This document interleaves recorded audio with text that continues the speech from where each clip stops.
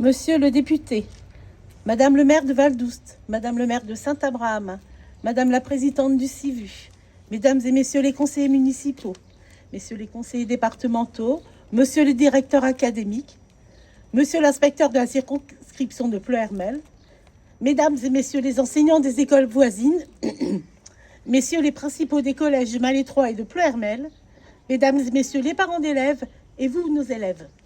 C'est au nom de toute l'équipe enseignante de l'école que je m'adresse à vous. C'est une grande joie pour nous de vous accueillir dans cette école flambant neuve, attendue depuis de nombreuses années. Il est important ce jour de retracer rapidement l'histoire de l'école publique de La Chapelle-Carreau. Après avoir été l'école des garçons entre 1894 et 1934, l'école a fermé. En 1979, elle rouvre ses portes avec une classe unique de 16 élèves, suivie de près en 1981 par l'ouverture d'une deuxième classe. À l'occasion de l'ouverture de la troisième classe en 1995, d'importants travaux d'extension sont réalisés, notamment le bâtiment accueillant les maternelles avec une salle de motricité et une salle de sieste. 2 ans plus tard, en 1997, pour l'ouverture de la quatrième classe, un premier préfabriqué est installé. C'est en 1998, dans le cadre d'un projet mené par les écoles du secteur, que l'école est baptisée Pablo Picasso. En juillet 1999, c'est la naissance du CIVU. Les communes de La Chapelle-Carreau, du Roc-Saint-André et de Saint-Abraham créent un syndicat intercommunal pour que soient partagés de façon équitable les frais nécessaires au bon fonctionnement de l'école. L'école devient donc intercommunale. Les effectifs continuent à augmenter. En 2001, puis en 2003, sont ouvertes la 5e puis la 6e classe, accueillies elles aussi dans des préfabriqués qui sont désormais au nombre de 3. La question de construire une nouvelle école commence alors à se poser.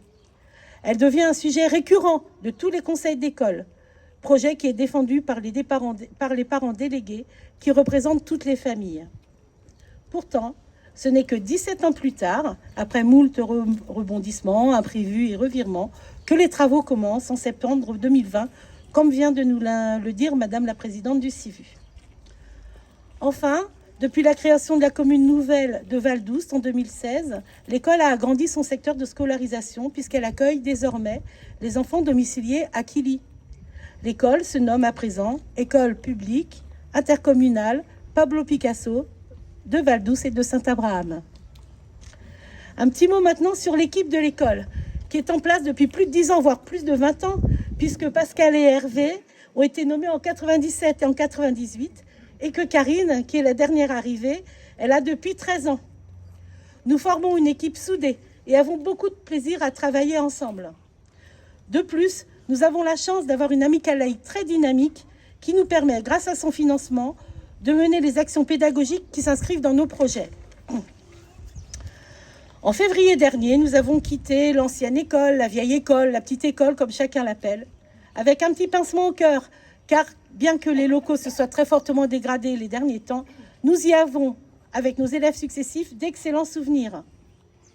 Toute l'équipe, donc Pascal, Hervé, Karen, Karine, mais aussi Béatrice et Cécile qui nous ont rejoints cette année, ainsi que Tiffaine et Laurence qui travaillent comme ATSEM, et Christelle qui accompagne les élèves en situation de handicap, tient à remercier les familles de l'école qui, depuis toutes ces années, nous renouvellent leur confiance. D'ailleurs, nous accueillons les enfants de nos anciens élèves désormais. Depuis 2 mois, nous avons pris nos marques et nous sommes très heureux d'accueillir les enfants du secteur dans cette nouvelle structure qui offre un service public de qualité dans un secteur où le service public d'éducation est encore trop peu implanté. Nous remercions aussi nos élèves qui, depuis la rentrée de février, se sont investis et ont travaillé sur les nouvelles règles de vie de l'école. Et en effet, s'il nous reste encore beaucoup de chemin à parcourir pour atteindre ensemble un des objectifs fixés par notre projet d'école, qui est de former de futurs citoyens autonomes et responsables, nous y travaillons avec eux au quotidien. Ce jour d'inauguration et de portes ouvertes marque un nouveau point de départ pour le rayonnement de l'école de Val-d'Oust-Saint-Abraham sur tout le territoire. Merci de votre écoute.